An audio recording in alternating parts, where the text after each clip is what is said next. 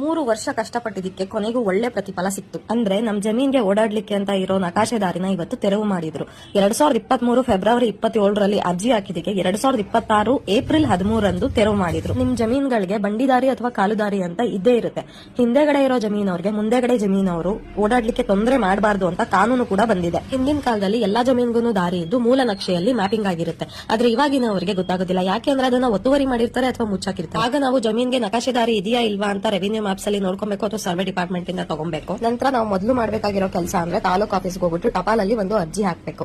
ಅರ್ಜಿ ಹಾಕ್ಬಿಟ್ಟಿದೀನಿ, ನಂಗೆ ದಾರಿ ಮಾಡ್ಕೊಡ್ತಾರೆ ಅಂತ ಮನೇಲಿ ಕುತ್ಕೊಂಡ್ರೆ ಆಗೋದಿಲ್ಲ. ನೀವು ಅರ್ಜಿ ಹಾಕಾದ್ಮೇಲೆ ವಿಎಗೆ ವರದಿ ಸಲ್ಲಿಸಕ್ಕೆ ಹೇಳ್ತಾರೆ. ವಿಎ ಬಂದು ದಾರಿ ಇದೆಯಾ ಇಲ್ವಾ, ಅದನ್ನ ಯಾರು ಒತ್ತುವರಿ ಮಾಡ್ಕೊಂಡಿದ್ದಾರೆ, ಯಾವ ಸರ್ವೆ ನಂಬರ್ ಎಲ್ಲಾನು ವರದಿ ಸಲ್ಲಿಸ್ತಾರೆ. ನೀವು ಭೂ ದಾಖಲೆಗಳ ಸಹಾಯಕ ನಿರ್ದೇಶಕರಿಗೆ ಅಟ್ಲಾಸು, ಅಕರ್ ಬಂದು ಟಿಪ್ಪಣಿ, ಪಕ್ಕ ಬುಕ್ಕು, ಎಡಬಲ, ಖರಾಬು ಈ ರೀತಿ ಎಲ್ಲ ಒಂದ್ ಸ್ಕೆಚ್ ಬರೋ ಹಂಗೆ ಒಂದು ಅರ್ಜಿ ಕೂಡ ಹಾಕಬೇಕು. ಅವರು ಇಲ್ಲಿ ಬಂದು ಪರಿಶೀಲನೆ ಮಾಡಿ ನಕಾಶೆ ದಾರಿ ಇದೆ ಅಂತ ಕನ್ಫರ್ಮ್ ಮಾಡಿ ತಹಸೀಲ್ದಾರ್ಗೆ ವರದಿ ಸಲ್ಲಿಸಿದಾಗ ಅವರು ಇನ್ ಡೀಟೇಲ್ ಆಗಿ ಅದನ್ನೆಲ್ಲ ಪರಿಶೀಲನೆ ಮಾಡ್ತಾರೆ. ಫೈನಲಿ ತೆರವು ಮಾಡೋದಕ್ಕೆ ರಾಜಸ್ವ ನಿರೀಕ್ಷಕರು, ಮೋಜಣಿದಾರರು ಹಾಗೂ ಪೊಲೀಸ್ ಬಂದೋಬಸ್ತಲ್ಲಿ ಅರ್ಜಿದಾರರಿಗೆ ಏನು ತೊಂದರೆ ಆಗಬಾರ್ದು ಅಂತ ಹೇಳಿ ತೆರವು ಮಾಡೋದಕ್ಕೆ ಒಂದು ಆದೇಶ ಕೊಡ್ತಾರೆ. ಅರ್ಜಿದಾರರಿಗೆ ಇಲ್ಲಿ ಯಾವುದೇ ಫೀಸ್ ಕಟ್ಟೋ ಅವಶ್ಯಕತೆ ಇರೋದಿಲ್ಲ. ಸರ್ವೆ ಒಂದು ಮಾಡಿಸಬೇಕಾಗುತ್ತೆ. ಮಧ್ಯದಲ್ಲಿ ತೆರವು ಮಾಡಿಸಬೇಕು ಅಂತ ಆದೇಶ ಬಂದ ಮೇಲೆ ನೀವು ಒಂದು ಜೆಸಿಬಿ ರೆಡಿ ಇಟ್ಕೊಬೇಕು. ತಹಸೀಲ್ದಾರ್ ಆದೇಶದಂತೆ ವಿಎ, ಆರ್ಐ, ಸರ್ವೆನವರು, ಪೊಲೀಸ್ ಡಿಪಾರ್ಟ್ಮೆಂಟ್ ಅವರು ಬಂದು ನಿಮ್ಗೆ ಜಾಗನ ತೆರವು ಮಾಡಿ ಕೊಡ್ತಾರೆ. ಪಕ್ಕದ ಜಮೀನವರು ಅಥವಾ ಬೇರೆಯವರು ಈ ಗವರ್ಮೆಂಟ್ ಸರ್ವೆಂಟ್ಸ್ ಬಂದಾಗ ಏನಾದರೂ ತೊಂದರೆ ಮಾಡೋದಕ್ಕೆ ಬಂದ್ರೆ ಐಪಿಸಿ ಸೆಕ್ಷನ್ 186 ಅಲ್ಲಿ ಕಂಪ್ಲೇಂಟ್ ಫೈಲ್ ಮಾಡಬಹುದು. ತೆರವುಗೊಳಿಸಿರೋ ದಾರಿನ ಮತ್ತೆ ಏನಾದ್ರು ಆಕ್ಯುಪೈ ಮಾಡ್ಕೊಂಡ್ರೆ Karnataka land revenue act section 39 and 94 under ಅಲ್ಲಿ ರೆವಿನ್ಯೂ ಡಿಪಾರ್ಟ್ಮೆಂಟ್ ತಹಸೀಲ್ದಾರ್ಗೆ ಕಂಪ್ಲೇಂಟ್ ಮಾಡಬಹುದು. ಸಿವಿಲ್ ಕೋರ್ಟ್ ಅಲ್ಲಿ ಪಿಟಿಷನ್ ಫೈಲ್ ಮಾಡಬಹುದು. ಅವ್ರಿಗೆ ಏನಪ್ಪಾ ಆಪ್ಷನ್ ಇರುತ್ತೆ ಅಂತ ಅಂದ್ರೆ ಪಥ ಬದಲಾವಣೆ ಹಾಕೊಂಡ್ ಬರ್ತಾರೆ. ಅಂದ್ರೆ ಜಮೀನ್ ಮಧ್ಯದಲ್ಲಿ ಹೋಗಿರೋ ಮೂಲ ನಕ್ಷೆ ಬೇಡ, ನಾನು ಒಂದು ಸೈಡ್ ಅಲ್ಲಿ ಬಿಡ್ತೀನಿ ಅಂತ ಪಥ ಬದಲಾವಣೆ ಹಾಕೋತಾರೆ.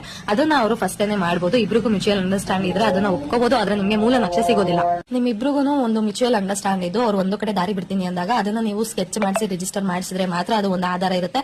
ಇಲ್ಲ ಅಂದ್ರೆ ನಿಮ್ಗೆ ಯಾವುದೇ ಆಧಾರ ಇರೋದಿಲ್ಲ. ಅವರು ಪಥ ಬದಲಾವಣೆ ಮಾಡ್ಕೊಂಡು ತಗೊಬಂದ್ರು ಕೂಡ ಮೂಲ ಅರ್ಜಿದಾರರ ಒಪ್ಪಿಗೆ ಇದ್ರೆ ಮಾತ್ರನೇ ಪಥ ಬದಲಾವಣೆ ಆಗೋದು. ಇಲ್ಲಾಂದ್ರೆ ಯಾವುದೇ ಕಾರಣಕ್ಕೂ ಆಗೋದಿಲ್ಲ.